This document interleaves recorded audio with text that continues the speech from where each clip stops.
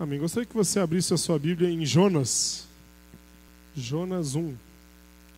Historinha bem conhecida, hein? As crianças foram para lá, mas a Rafa ama essa historinha. Jonas é pequenininho. Para ajudar, ele fica depois de Obadias.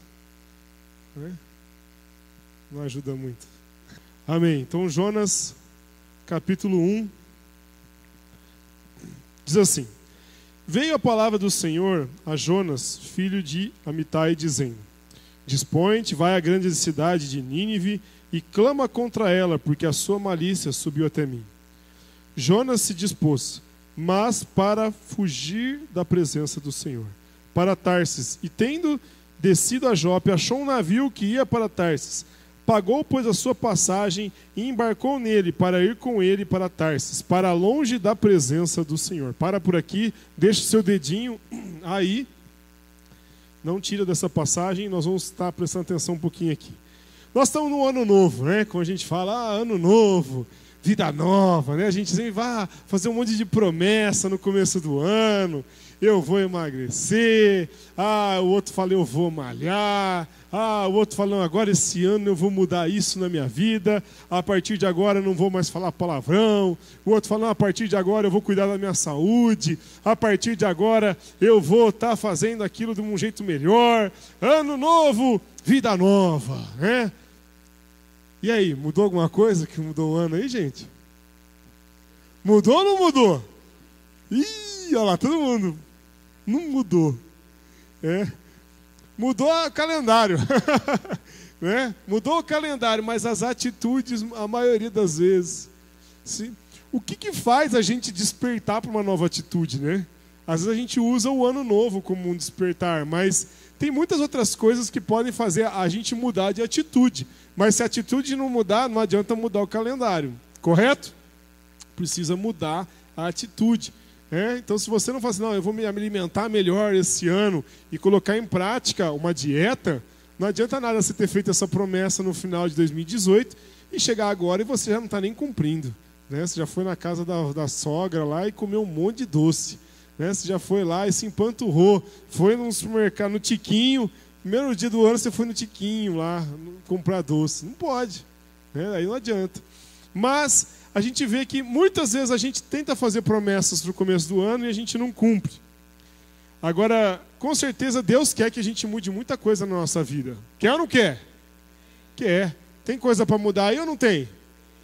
Ou tá bonzinho aí, tá perfeito? Tá 10? Fala assim, eu tô 10, eu vou, olha, semi-anjo já. Recebi o prêmio de semi-anjo do ano e não sei por que não fui pro céu ainda. Não, a gente tem muita coisa para mudar. Com certeza. E Jonas, eu quero comparar um pouco a nossa vida com Jonas. Se você observar, o ano mudou, mas as atitudes têm que mudar, como eu falei. E vamos comparar um pouquinho com a história do Jonas aqui. Deus falou com o Jonas, bem claramente aqui, tá? No versículo 1 já fala que ele falou com Jonas. E no 2 ele fala o que ele está querendo dizer. Dispõe-te, vai para, pregar lá em Nínive, e você vai anunciar uma coisa contra aquela cidade. Ele tinha que pregar que aquela cidade ia ser destruída se eles não se arrependessem. E o Jonas, depois você observar, a gente vai ver mais pra frente na história, ele não queria muito que aquele povo fosse salvo, era um povo meio que inimigo deles. Então ele não queria nem pregar para aquele povo. E você vê que ele faz o quê? Ele faz o contrário. Ele pega um barco, ele vai para uma outra cidade, pega um barco e vai para a direção oposta aonde ele tinha que ir. Deus pode estar falando com você, já faz tempo. Deus pode estar tentando dar uma direção na sua vida, faz tempo. Como tem sido a sua atitude? Você corre para ficar na presença do Senhor e fazer aquilo que Ele mandou fazer? Ou você faz igual Jonas? Vai lá e pega o caminho contrário. Vai ao oposto daquilo que Deus mandou você fazer. Interessante que Deus mandou ele pregar para um povo que ele não queria. Jonas não gostava daquele povo. Quantas vezes Deus mandou você fazer uma coisa que você não queria? Quantas vezes você lê na Bíblia uma coisa que você não gosta, mas que Deus quer que você faça? Muitas, não é? Às vezes você lê na sua Bíblia lá que Deus de repente não quer que você mate alguém, mas você já quis matar um. Me avisa que eu não vou ficar perto mais de você. Perigo. O Jonas está tentando se explicar ali. Não adianta. Às vezes você vê que Deus não se agrada que você fale palavrão, por exemplo. Mas você continua porque você gosta. Porque o seu turma faz e você fica assim, os caras curtem quando eu sou legal. Falando uns palavrão lá no meio da galera. De repente você começa a ver que Deus quer que você ande uma vida de santidade. Deus não permite nem quer que você tenha sexo antes do seu casamento. Mas porque você gosta, você vai lá e faz.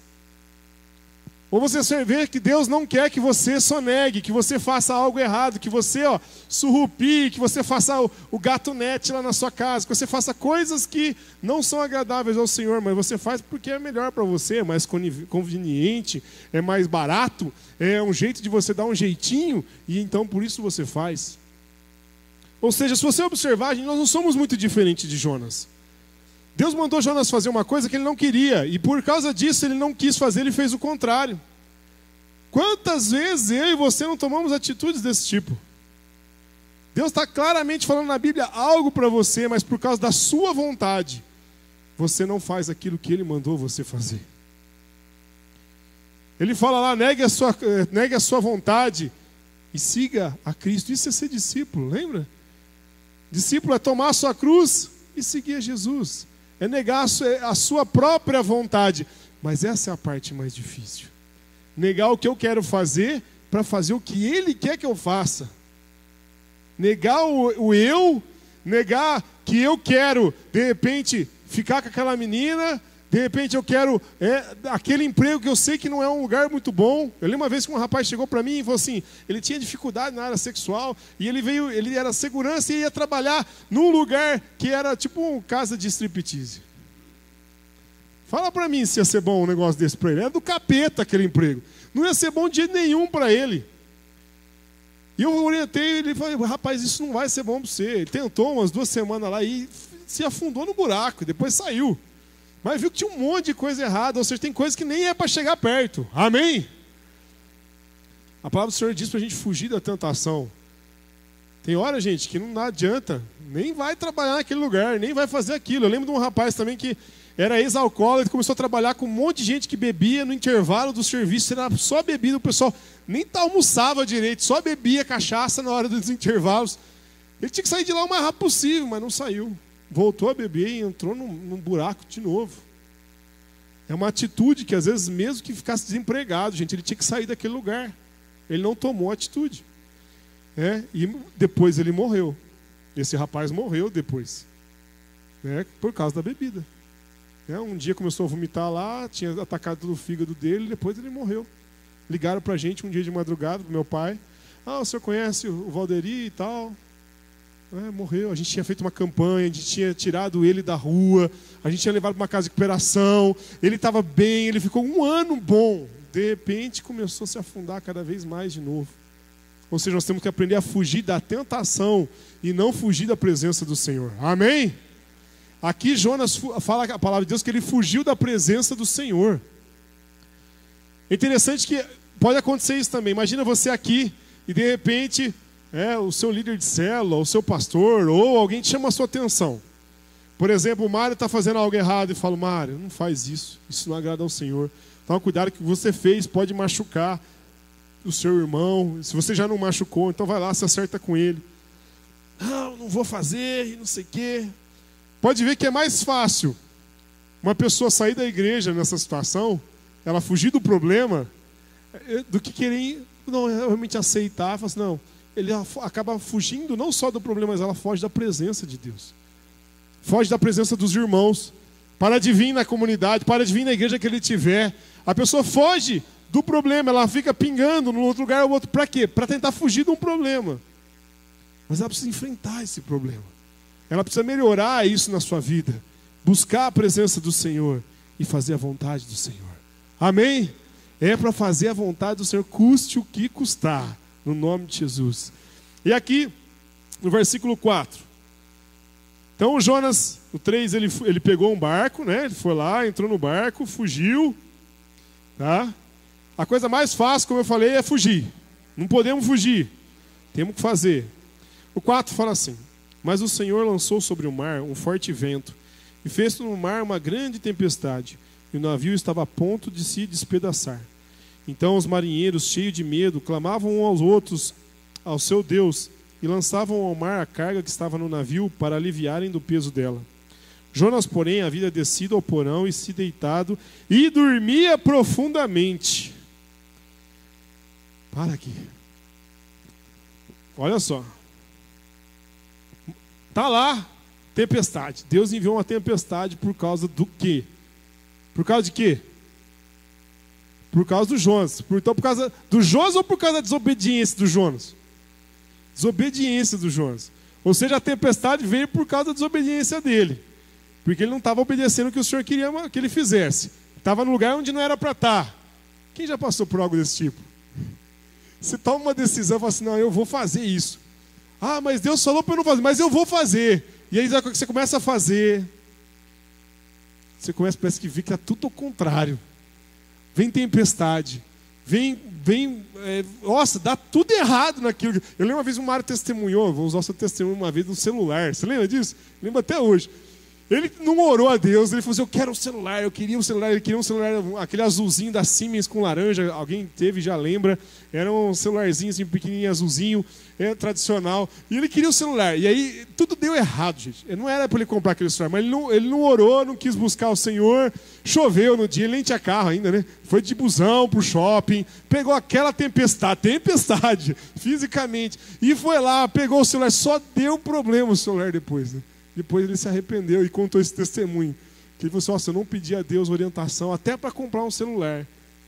E ele foi vendo que só estava dando errado e ele mesmo assim ele teimou. Reflita, gente. Pensa. O que está acontecendo aqui? É da vontade do Senhor que eu faça isso ou não? O que Deus quer? Eu tenho orado com a Fer e conversado com a Fer, mas o que Deus quer que eu até de nome para minha filha. A Rafa falou Isabela, mas a gente não sabe se vai ser Isabela, né? Mas hoje a gente estava separando nomes, por exemplo. A gente separou 10 nomes. E a gente foi vendo depois, separou mais. Desses 10 virou 5. Depois dos 5 virou 3. Mas por quê? Nos últimos 5 a gente foi ver o significado de cada nome. E a gente quis um significado que significasse algo para Deus. Algo bom, que Deus se agrada. Né? Então ficou entre 2 lá. Mas eu quero fazer algo também que signifique algo bom. Eu quero profetizar com o nome da minha filha que aquilo é algo bom na vida dela. Amém? Então, assim, que a presença de Deus esteja na vida dela. Que até a Rafinha mesmo, quando a gente colocou o nome de Rafaela, né? Rafael é a parte de cura. E El é de Deus, é a cura de Deus. Ou seja, Deus cura. Que Deus use a Rafa para curar pessoas, que ela seja uma bênção na mão de Deus. Então quando eu coloquei o nome na filha, eu não coloquei só porque eu acho bonito, mas eu quero que quando eu chamo ela, eu esteja profetizando na vida dela. Amém? Então, Jonas ele fugiu, mas a tempestade foi atrás. Gente, quantas vezes a gente sabe que está errado, a gente está numa posição errada, mas a gente finge que está tudo certo. O Jonas aqui dormiu, apagou. E o problema dele virou problema dos outros. Começou a atacar os outros o problema dele. A gente não deve fugir da presença do Senhor de jeito nenhum. E o Jonas aprendeu da pior maneira. Muitas vezes a gente está com a visão tapada em relação às coisas que estão à nossa volta. A gente não consegue enxergar. É muito comum isso. E se a gente se afastar da presença de Deus, é mais ainda, gente. Quantas pessoas a gente vê se afastar da presença de Deus? E depois começa a conhecer um pouquinho mais do mundo. Se envolver com as coisas do mundo. E depois chega uma hora que você começa a conversar com essa pessoa, ela fala que aquilo não tem problema. Não tem problema, só um pecadinho aqui. Isso aí não é errado. A visão da pessoa muda. A gente passou por alguns exemplos muito claros nos últimos tempos. Tem um rapaz que eu discipulei aqui, gente. Foi para os Estados Unidos, na hora que ele voltou outra pessoa. Já tinha umas coisas estranhas, mas, gente, acabou entrando um parafuso, umas coisas que você fala, começou a falar, não, mas a Bíblia aqui está errada, aqui não é, o fulano escreveu errado. Aqui começou a julgar a própria palavra do Senhor. Ou seja, a gente começa a entrar em parafuso e você começa a ficar cego. Porque a palavra do Senhor diz, não precisa nem abrir, mas 2 Coríntios 4:3 fala assim, nos quais o Deus deste mundo, Deus com letra minúscula, está se referindo ao Deus desse século, cegou o entendimento dos incrédulos, para que não lhes resplandeça a luz do Evangelho da glória de Cristo, que é a imagem de Deus. Ou seja, o inimigo mesmo, o diabo, ele cega o entendimento das pessoas que começam a não crer. Ele cega o entendimento dos incrédulos. Quando você começa a perder a fé, quando você começa a perder a sua esperança no Senhor, e você começa a depositar a sua fé nas coisas desse mundo, o diabo começa a te cegar. E você não vê, mas daqui a pouco você está aceitando coisas que antes você não aceitava. Você começa a viver na sua vida espiritual coisas que antes você falava, de jeito nenhum eu vou viver isso. Mas começa a aceitar um sexozinho fora do casamento, começa a aceitar uma ideologia de gênero, começa a aceitar um negocinho que você vê que não tem nada a ver com a palavra do Senhor, começa a aceitar um roubinho. Roubo não, mas eu baixar tal coisa ali, eu piratear um negocinho aqui, eu fazer tal coisa, não é problema. Ou seja, começa a fazer várias coisas que a gente sabe que não agrada ao Senhor, mas a gente fica cego. Ao ponto do Jonas aqui, ele dormiu no meio da tempestade. Vem a tempestade e pau na cabeça do Jonas e do barco, e o barco começou a afundar. No versículo 5 a gente vê que o pessoal começa a jogar a carga para fora. Muitas vezes na vida espiritual a gente faz isso também. A gente começa a jogar um monte de coisa fora, mas não joga o pecado. O problema a gente não joga. A gente começa a olhar para outras coisas da nossa vida. A gente começa a ver, pode ser tal coisa, pode ser tal coisa. E a coisa que precisa ser resolvida mesmo não resolve. A gente costuma dizer que às vezes tem pecado de estimação, que a pessoa nunca larga. É sempre o mesmo. A pessoa vai lá, vai se confessar de repente com o irmão ou com o pastor, é sempre, muda de pecado, né? Você fala, porque é sempre a mesma coisa. Parece que fica perseguindo a pessoa, a gente tem que mudar a nossa atitude. E aqui a gente vê que o pessoal começa a jogar a carga para fora, começa a aliviar o barco para tentar salvar. Aí o Jonas acorda. Olha lá, o versículo 6. Chegou-se ele, o mestre do navio, e lhe disse: que passa contigo? Agarrado no sono? Levanta-te, invoca o teu Deus. Talvez assim esse seu Deus se lembre de nós, para que não pereçamos. E diziam uns aos outros: vinde e lancemos sortes, para que saibamos por causa de quem nos sobreveio este mal. E lançaram sorte, e a sorte caiu sobre Jonas. Então lhe disseram: declara-nos agora, por causa de quem nos sobreveio este mal, que ocupação é a tua, de onde vens, qual a sua terra e o que povo és? Ele respondeu: sou hebreu e temo ao Senhor, o Deus do céu, que fez o mar e a terra. Então os homens ficaram possuídos de grande temor e lhe disseram: que é isso que fizeste? Pois sabiam os homens que ele fugia da presença do Senhor, porque lhe havia declarado. Olha só que interessante. Ele fala para o pessoal: olha, lançam sorte lá para ver quem que é o problema, cai sobre o Jonas. Aí o Jonas, eles chegam e perguntam: mas quem é você? Olha só, declara-nos, por que veio esse mal? Qual que é a sua ocupação, ou seja, o que você faz? De onde vens? Qual a sua terra? De que povo és? Ou seja, eles queriam saber quem era Jonas. Quem é você para que tudo esse mal viesse sobre nós? Eu quero comparar aqui, gente, como se agora a nossa vida espiritual fosse esse barquinho aí, tá? Imagina esse barquinho aí, sofrendo um monte de consequências, né? O capitão do barco, ele não sabia quem era Jonas. O capitão do barco, ele desobedeceu a Deus? Pergunta, o capitão do barco, ele desobedeceu a Deus aqui? Não. Ele pecou contra Deus para que tudo isso acontecesse no barco dele? Não. Qual que foi o problema, então, do capitão do barco? Qual que é o problema dele? Aceitar o Jonas. O problema dele foi vender o ingresso para o Jonas. Gente, já parou para pensar que você pode estar vendendo ingresso para entrar na sua vida baratinho, muita coisa errada? Já parou para pensar que você pode estar colocando no barco da sua vida coisas que não tem nada a ver com Deus, coisas que não tem nada a ver com o que Deus quer para você? Nós viramos de ano, 2018 para 2019. Será que você não está trazendo no seu barco muita coisa de 2018 que você mesmo disse que você ia jogar fora no mar? Você mesmo disse: não, essas coisas eu vou me desfazer. E você já trouxe para 2019? o barco está aí, está a ponto de afundar, já no começo do ano, e você nem prestou atenção que você trouxe essas coisas no barco junto com você? O erro do capitão foi esse. Ele podia ter, de repente, perguntado essas coisas antes para o Jonas, por exemplo, né? Quem é você? De onde você vem? O que você está fazendo aqui? Mas eu te pergunto, quanto vale o ingresso na sua vida? Quanto vale para entrar na sua vida? Será que as coisas que estão entrando na sua vida estão entrando com custeio caro ou estão entrando de qualquer jeito? Será que você está deixando essas coisas entrar na sua vida? Vícios, manias. Será que não tem muita coisa que você tinha que ter jogado fora e está aí ainda? Filipenses 4:8 fala sobre isso, né? O que a gente deve pensar. É um versículo muito interessante. Você pode usar Filipenses 4:8 como um filtro para a sua mente, para os filmes que você assiste, para as séries que você assiste. Outro dia eu estava aqui com os adolescentes, eles estavam falando de filme. Não, filme da hora, tá, esse aqui é da hora. Esse aqui, Matheus, esse aqui nem assiste, que esse aqui tem umas macumbaiadas. Um deles falou para mim.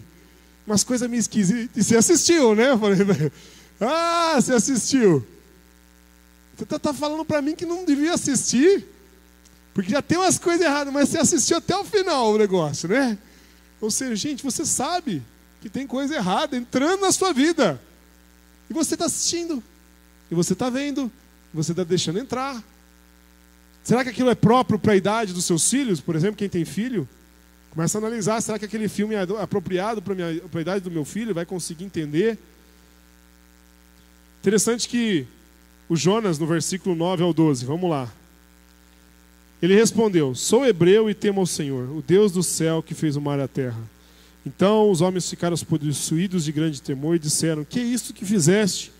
Pois sabiam os homens que ele fugia da presença do Senhor, porque ele lhes havia declarado. Disseram: que te faremos para que o mar se acalme? Porque o mar se ia tornando cada vez mais tempestuoso. Respondeu-lhes: tomai-me e lançai-me ao mar, e o mar se aquietará, porque eu sei que por minha causa vos sobreveio essa grande tempestade. Entretanto, os homens remavam e esforçavam por alcançar a terra, mas não podiam, porquanto o mar ia se tornando cada vez mais tempestuoso contra eles. Então clamaram ao Senhor e disseram: ah, Senhor, rogamos-te que não pereçamos por causa da vida deste homem, e não nos faça cair sobre nós este sangue. Quanto a nós, inocente, porque tu, Senhor, fizeste como te aprouve. E aí eles pegam e vão jogar o Jonas no mar. Mas antes de jogar no mar, eles tentaram um pouquinho, né? Crente é assim, não é? Sabe que está errado, sabe que tem uma coisa para mudar, mas ainda fica tentando de outro jeito. Fica tentando de uma outra forma. A gente é o crente 665, quase besta. Porque tem o 666 é besta, né? Mas o 665 é quase besta. A gente às vezes dá nessas, né? Fica tentando fazer a nossa própria força. Não adianta, gente. Nessas horas se arrepende. Joga fora aquilo que não presta. Tira aquilo que realmente não pode. E segue e faz a vontade do Senhor. Amém? E só alguns querem. Amém? Amém. Aí eles obedeceram. Jogaram Jonas no mar. Quem conhece a musiquinha lá, Fatih? Bum, jogaram Jonas no mar. E nhec, o grande peixe engoliu. E o Jonas ficou na barriga do peixe. Então o peixe foi lá, engoliu o Jonas lá dentro da barriga do peixe, se arrependeu, orou ao Senhor, e o peixe foi lá e vomitou o Jonas na praia. Aí o Jonas vai lá, levanta, dá toda a volta, caminho longo, volta, vai pregar, vai obedecer. Lembra que a palavra do Senhor diz em Samuel lá que é melhor obedecer do que sacrificar? Olha o trabalhão do Jonas. Se ele tivesse obedecido, não tinha todo esse trabalho. Se ele tivesse obedecido, não teria passado por tudo isso. Se tivesse obedecido, não tinha batido cabeça, não teria passado por tempestade, não teria sido engolido por um peixe, não teria ficado lá dentro daquele negócio lá. Gente, não vale a pena desobedecer. Amém? Vira para quem está só, fala isso, não vale a pena desobedecer, meu irmão. Não vale a pena desobedecer.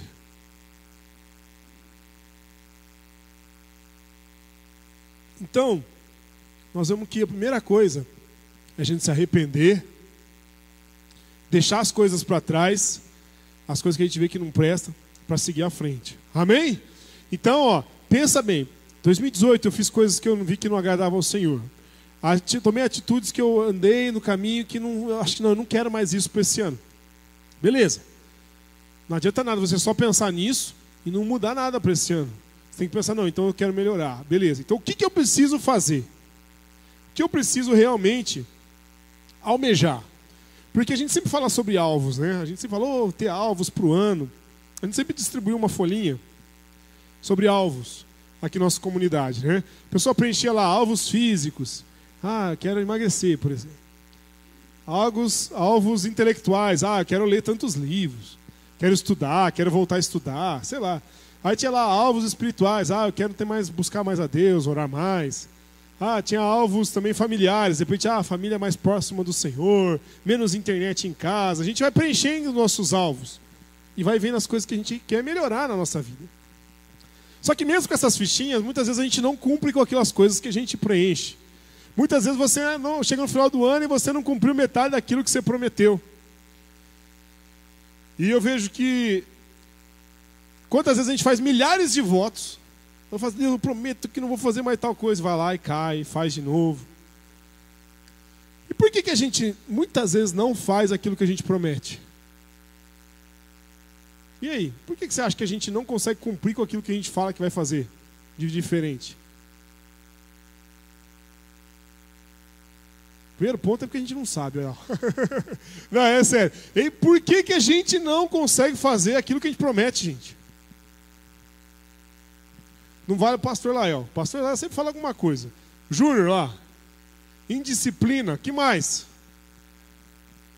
Desobediência. Que mais? Oi? Preguiça. Quem gritou preguiça aí? Você está com preguiça? Está com preguiça de falar, mas falei. Preguiça. Gente, é um desânimo espiritual que o diabo vem atacar nossas vidas para que realmente você não consiga. O diabo, ele tem várias armas, mas uma que ele mais usa contra os crentes é o desânimo. Para que você fique desanimado para ir na igreja, para que você fique desanimado de buscar a Deus na sua casa, para que você fique desanimado em ler a Bíblia. Pode ver. Não precisa nem erguer a mão aqui, mas vou fazer uma pergunta e você responde na sua mente. Quantas vezes você ficou desanimado para ler a Bíblia? Quantas vezes você ficou desanimado em ter um tempo de oração em casa? Quantas vezes você conseguiu fazer isso em 2018? Quantas vezes você separou tempo para ter a sós com Deus em 2018? Quanto tempo você juntou a sua família para orar e buscar a presença de Deus? Quantas vezes você fez isso? Um culto doméstico em casa, em família? Quantas vezes você como casal juntou com seu marido e esposa e falou assim, vamos ajoelhar aqui, não vamos assistir TV não, nós vamos orar. E você ficou orando o tempo que você demora para assistir um filme ou uma série. Novela não, hein? Mas tem uns que assistem novela também. Ou seja, quanto tempo você gasta para assistir essas coisas? E a gente não gasta esse mesmo tempo para buscar a presença do Senhor. Não adianta a gente colocar um monte de alvo, como eu falei, e não cumprir nada. Eu quero que vocês reflitam numa passagem. Vamos abrir lá em Lucas 10, 38. Novo Testamento, Mateus, Marcos, Lucas. Lucas 10.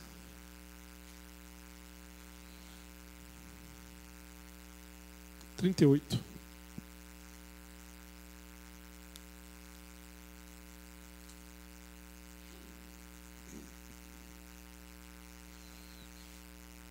Lucas 10, capítulo 10, versículo 38.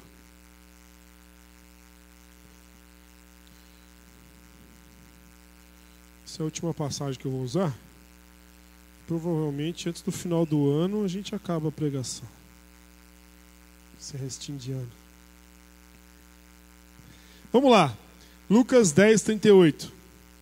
Uma história muito conhecida também de Jesus com Marta e Maria. O versículo 38 fala assim: indo eles de caminho, entrou Jesus num povoado e certa mulher, chamada Marta, hospedou na sua casa.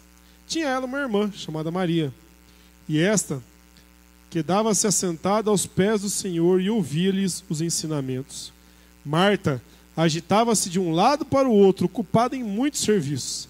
Então se aproximou de Jesus e disse: Senhor, não te importas que a minha irmã tenha deixado que eu fique a servir sozinha? Ordena-lhe, pois, que venha ajudar-me. Respondeu-lhe o Senhor: Marta, Marta, andas inquietas e te preocupas com muitas coisas. Entretanto, pouco é necessário, ou mesmo uma só coisa basta. Maria, pois, escolheu a boa parte, e esta não lhe será tirada. Amém? Passagem muito conhecida. Marta e Maria. A Marta estava lá, hospedou o Senhor, tinha a irmã Maria. A Maria sentou-se aos pés do Senhor e estava ouvindo os ensinamentos do Senhor. E a Marta estava muito ocupada nos serviços, provavelmente para servir o próprio Jesus. Então, o que dá a entender ali, ela estava fazendo as coisas para... Imagina, né? Você está hospedando Jesus na sua casa, você vai comprar uma Coca-Cola, você vai comprar lá um pão diferente, aí você foi comprar uma coalhada seca para passar no pão sírio lá, né? Você foi, não, vou comprar um patezinho, né? E aí foi lá picar uns tomates para fazer um pão, presunto e queijo melhor. Aí você vai fazer uns negócios mais bonitos, você quer fazer um serviço melhor para Jesus. Só que aí ela fica brava. E chega para Jesus e fala: Jesus, ela meio que dá uma bronca em Jesus, né? Você não se importa que minha irmã fica aí sentada e eu fico aqui fazendo todo o serviço sozinha? Manda ela vir para cá me ajudar. Ele falou assim: ordena-lhe que ela venha aqui me ajudar a fazer o serviço. Que coisa é essa? Aí Jesus vira para ela e fala assim: olha, ele fala: Marta, Marta. Em geral, quando fala o nome completo uma vez, já fica meio ruim, né? O Mateus. Pensou duas vezes? Quando é duas vezes, você se preocupa, né? Já tem coisa, não vem coisa boa. Mas ele fala assim: Marta, Marta. Você está muito preocupada com muitas coisas. Você está com muito a fazer. Você está fazendo muita coisa, Marta. Maria escolheu a melhor parte. E isso não vai ser tirado dela. E ele fala assim: uma coisa só basta. Olha só. Aproximei-se, ela falou assim no versículo 41. Marta, Marta, anda inquietas e te preocupa com muitas coisas. Entretanto, pouco é necessário, ou mesmo uma só coisa basta. Ou seja, pouco é necessário. Não precisa fazer muita coisa, não. Pouca coisa é necessária. E uma coisa só basta. Que é o que, gente? Está aos pés do Senhor. Preste atenção nisso. Você pode estar fazendo muitos alvos para 2019. Você pode estar planejando muita coisa. Você pode estar querendo fazer muita coisa nesse ano. Mas eu quero te dizer isso. Não se atarefe com muita coisa. Pouca coisa basta. E aliás, uma coisa basta. Que você se aproxime aos pés do Senhor. Amém? Irmãos, isso é o mais importante. Se você fizer isso, as outras coisas vão ser acrescentadas. Lembra que a palavra do Senhor diz? Buscar em primeiro lugar o reino de Deus e todas as outras coisas vão ser acrescentadas. Ou seja, uma coisa só basta. Você precisa ter um alvo em 2019. Um alvo.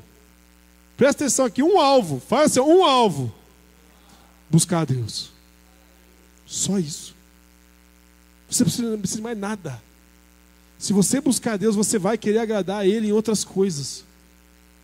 Você precisa pensar e começar a refletir como eu posso então cumprir com esse chamado do Senhor. Se é uma coisa só que basta, uma coisa só que é importante, que é buscar a presença do Senhor, como eu posso melhorar isso na minha vida?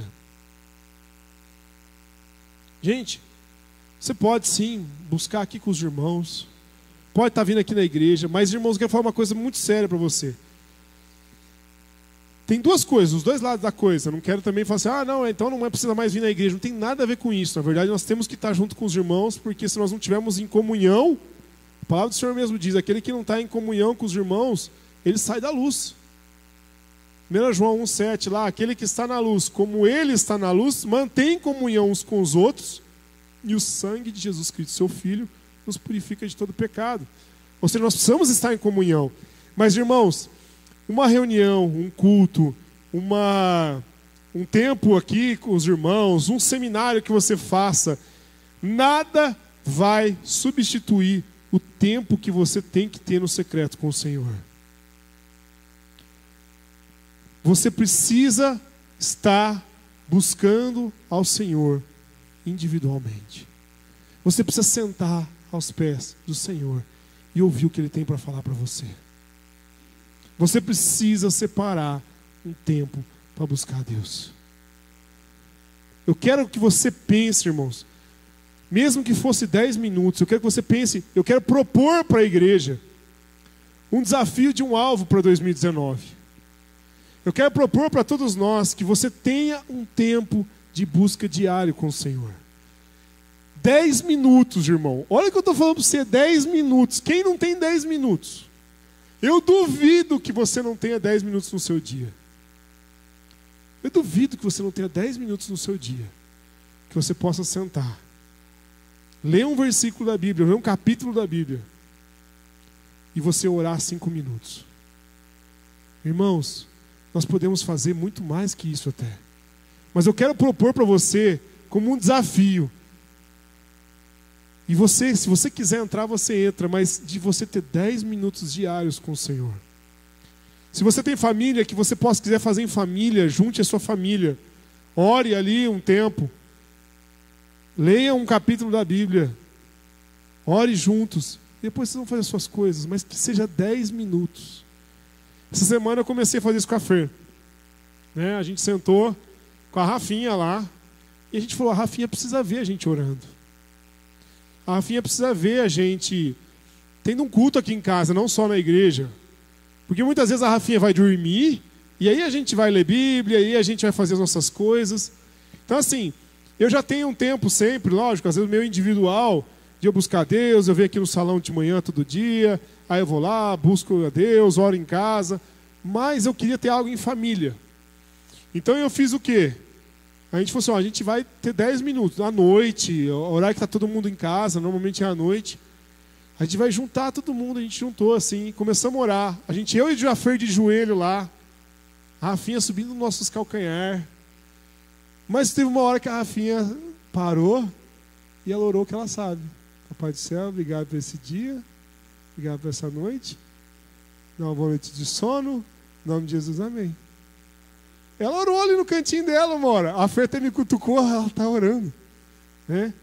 Ou seja, gente, a gente tem que... Não é só uma questão de influência, de eu querer só influenciar a minha filha. Mas é uma questão que é necessário a gente buscar a Deus. Eu ter um tempo de oração com a minha família. É necessário a gente ter esse tempo. Então eu coloquei como um propósito na minha vida, esse ano, todo dia, eu ter 10 minutos com a minha família, no mínimo, orando. Eu vou ter uma outra filha, eu sei, vai ser trabalhoso também. Vai ter 10 minutos com a minha família. A gente vai ler um capítulo da Bíblia. Eu tive vendo uma mensagem esses dias que indicava até para você ler, por exemplo, Provérbios. Provérbios tem 31 capítulos. Você pode ler o provérbio do dia, por exemplo. Provérbios tem um monte de ensinamento bom, principalmente para os jovens aí, ó. Mas você pode ler um capítulo por dia. Pega lá, hoje é dia 29. Então, hoje é que dia? Hoje é 6, né? Vai lá e lê Provérbios 6. E aí você ora depois o restante do tempo. Você vai demorar uns 3, 4 minutos para ler um capítulo. E aí você vai orar o restante. A hora de orar, começa adorando a Deus, começa louvando a Ele. Não entra pedindo já não. Senhor, o meu problema, o pneu do carro furou. Não, chega para Deus adorando. Deus, obrigado, o Senhor é maravilhoso, o Senhor é magnífico. Você pode ler um salmo, se você tiver mais tempo, lê o salmo. Os salmos têm muitos louvores, adoração. Você adora Ele, depois você pode pedir e agradecer já. Eu sempre lembro disso. Quando eu peço uma coisa para o Senhor, eu lembro da própria oração de Jesus quando Ele vai ressuscitar Lázaro. Ele fala que Ele orou para que as pessoas vissem nele falando com o Pai, mas Ele fala assim, eu peço para o Senhor, eu agradeço já ao Senhor, porque eu sei que o Senhor sempre me ouve. Quando Ele fala isso, eu sempre falo isso para o meu Senhor. Eu estou orando, Deus, obrigado já, porque eu sei que o Senhor está me ouvindo. Obrigado, porque o Senhor, eu sei que está me ouvindo a minha oração. Eu sei que o Senhor vai ouvir e o Senhor vai fazer. Amém? Ou seja, você tem que colocar isso na sua vida como um propósito. Eu quero buscar mais de Deus na minha vida. Eu quero uma mudança na minha vida. Aí você pode falar assim, pastor, mas 10 minutos é muito pouco, hein? Irmão, você tem mais tempo, faz mais. Amém? Faça meia hora. Se você tem meia hora por dia, faça. Eu tenho meu tempo com Deus separado. Mas se você tem 1 hora, faça 1 hora. Se você tem... você vai acostumar a fazer. Porque eu garanto que muitos aqui nem fazem 10 minutos por dia. Ou seja, 10 minutos é o começo. Para que depois você comece a passar esses 10 minutos e você vai ver e já passou 1 hora. E você vai perder o tempo. É igual quando eu faço com os adolescentes aqui, com os jovens, né? Às vezes eu, Tiago, G, Elô, estamos orando de manhã aqui. A gente ora aqui às 10h30 e a gente combinou de orar meia hora. Mas às vezes a gente vai ver, já passou 1 hora, 50 minutos. Ou seja, a gente não está ligado no relógio ali, mas você acostuma. E você vai querer passar mais tempo na presença do Senhor. Amém? Se você quer fazer isso, tome como um propósito na sua vida. Não adianta nada se só ouvir, como eu já falei, gente. Ouvir uma pregação aqui e não pôr nada em prática na sua vida. Não adianta. Tem que ter uma mudança. Tem que se falar uma coisa, não, a partir de agora vai ser assim. E eu vou mudar. Eu lembro de quando eu falei para vocês, né? Não adianta nada. O Tiago, por exemplo, o pai dele chegar para ele e falar assim, filho, arruma a cama. Aí ele fala assim, tá bom, pai. Aí o pai vai embora. Aí naquela semana o Tiago começa a ler sobre como arrumar a cama. Ele pega uns textos de como arrumar a cama, vê maneiras diferentes de como arrumar a cama. Aí na escola ele junta com os amigos e faz um trabalho na escola, na faculdade lá, de como arrumar a cama. Aí eles resolvem fazer um poema de como arrumar a cama. Eu arrumo a cama assim, porque assim ela vai me proteger. Proteção que vem do lençol. E aí faz um poema para a cama. Aí eles fazem música, porque o Bruno é músico e gosta, e faz uma música. Arrumar a cama.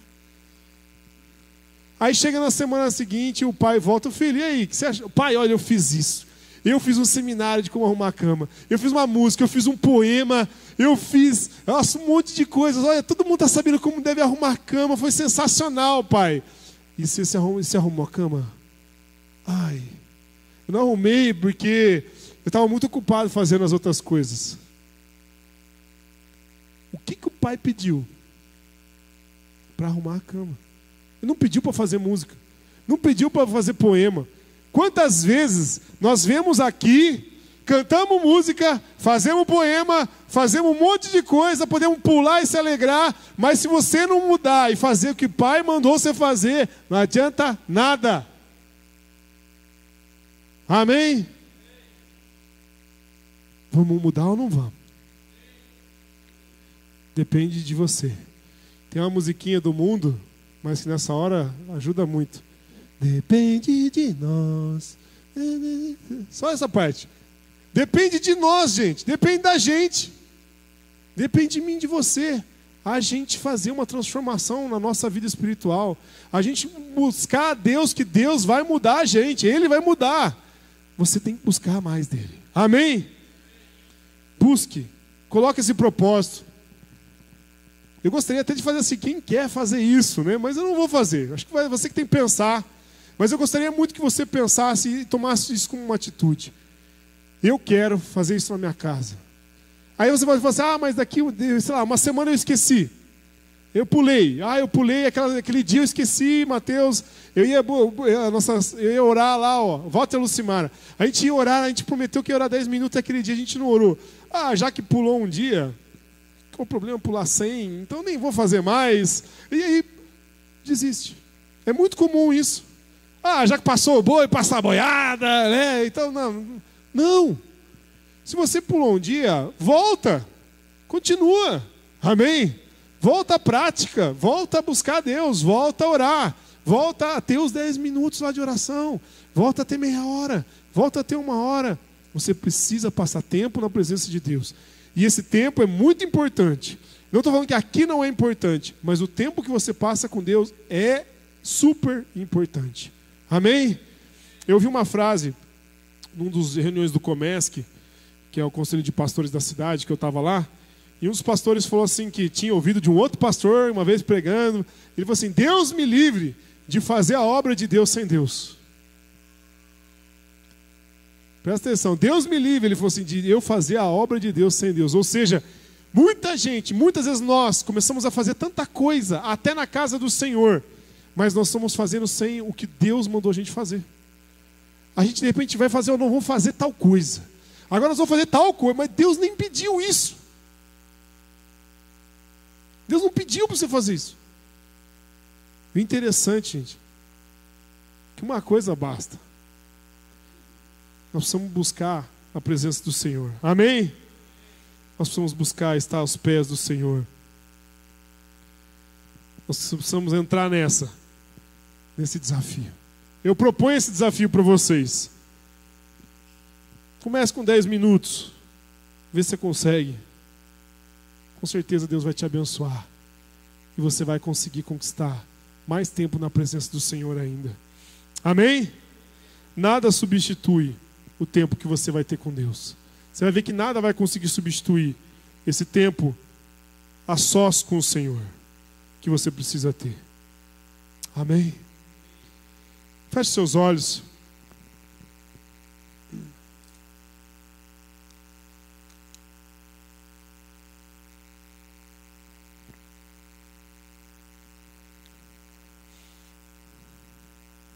Você pode estar atarefado com muitas coisas, mas uma coisa só basta. Assim como Maria escolheu a melhor parte, que está aos pés de Jesus, faça o mesmo. Deus prefere que você o busque do que você fique tentando fazer a obra dele sem ele. Deus quer que você o busque. Busque ao Senhor. Se você quer tentar fazer esse propósito na sua vida, mesmo que você não sabe se você vai cumprir, mas você quer tentar fazer, no seu coração você quer. Você quer, falando, agora eu quero, a partir de hoje eu quero 10 minutos na minha vida, todo dia, buscando a presença do Senhor. Se você quer isso, fique de pé no seu lugar, eu vou estar orando por você, por o seu propósito, por o que você está querendo fazer na sua vida. Em nome de Jesus. Oh, Deus. Você tem que querer. Pai, eu te peço, Pai, no nome de Jesus, por esses irmãos que estão de pé, por esses que querem esse compromisso de buscar ao Senhor. Não estou falando de uma igreja, não estou falando de uma religião, não estamos falando, Pai, de um compromisso com homens, mas um compromisso contigo. Pai, eu te peço, abençoa cada um aqui, dá força, para se Deus, mesmo no dia bom, porque é muito fácil no dia mau nós buscarmos ao Senhor, porque nós estamos apertados, sobrecarregados, com medo, e nós clamamos ao Senhor. Mas mesmo no dia de férias, mesmo no dia em que nós temos amigos em casa, mesmo no dia que nós vamos estar com muitas coisas a fazer que são gostosas, que nós possamos aprender a separar o tempo do Senhor. Por isso eu te peço, Pai, dá força para cada um aqui conseguir cumprir com esse propósito. E se um dia falhar, que apenas se arrependa, mas busque novamente no dia seguinte a buscar a presença do Senhor. E que possamos, Pai, passar de 10 minutos para meia hora, para 1 hora, para muito tempo na presença do Senhor. Que com certeza o Senhor vai nos abençoar. Que 2019, Pai, nós não façamos muitos alvos, mas que o nosso alvo seja o que Jesus disse para Maria e para Marta. Uma coisa só basta. E nós possamos fazer essa coisa que basta, que é buscar a presença do Senhor. No nome de Jesus. Amém. Amém? Lembre, o compromisso não é comigo, é com Deus. Então isso é muito mais sério do que você imagina. Amém? Busque a presença dEle. Comece a separar. De manhã, se for possível, no seu café da manhã, vai lá, já separa o seu tempo. Já ora, já busca logo de manhã. Se você não consegue fazer de manhã, que seja à noite, mas toma cuidado para não ler a Bíblia assim, né? Ó. Já viu isso? Tá lendo a Bíblia e tem gente que parece que aquele cara é judeu, olha lá. Fica lá fazendo assim na parede, lá igual o pessoal fica no... Não, não é judeu não, ele está dormindo lá de ler a Bíblia. Gente, separa um tempo de qualidade, é 10 minutos, gente. Não estou pedindo você para ler 1 hora. É 10 minutos, 5 minutos de leitura e 5 de oração. Ou seja, separa um tempo de qualidade, não vai separar o final do seu dia, né? Que senão o pessoal ora, ó, Senhor abençoa, Deus abençoa o Senhor, sei que, amém. Dorme orando. Começa a orar em línguas, né? Não, gente. Separe um tempo, vai lá. Por isso que eu falo, às vezes, não ora na cama. Não vai ler a Bíblia na cama deitado antes de dormir. Perigo, gente. Vai orar Ajoelha no seu quarto lá, ajoelha na sala. Isso eu vou fazer. Eu e a Fer tá grávida lá, em dor no joelho, a gente ajoelha na sala para também a Rafa aprender a orar e ver que é importante. O nosso corpo também fala. É humilhação. É sacrifício muitas vezes. Mas a gente vai buscar o Senhor também, o nosso corpo também adora. Então é importante. Vamos falar de novo mais sobre isso. Mas o nosso corpo também expressa adoração. E ajoelhar significa se prostrar, se diminuir, né? Às vezes até sacrifício, se alguém tem dor até, mas é buscar a presença do Senhor para fazer, Deus, eis-me aqui. Estou humilhando até meu corpo aqui, ó. Amém? Deus abençoe você, que você consiga cumprir esse propósito. Não estou querendo que você faça milhares de coisas, uma coisa só basta. Amém? Deus abençoe, pode se assentar.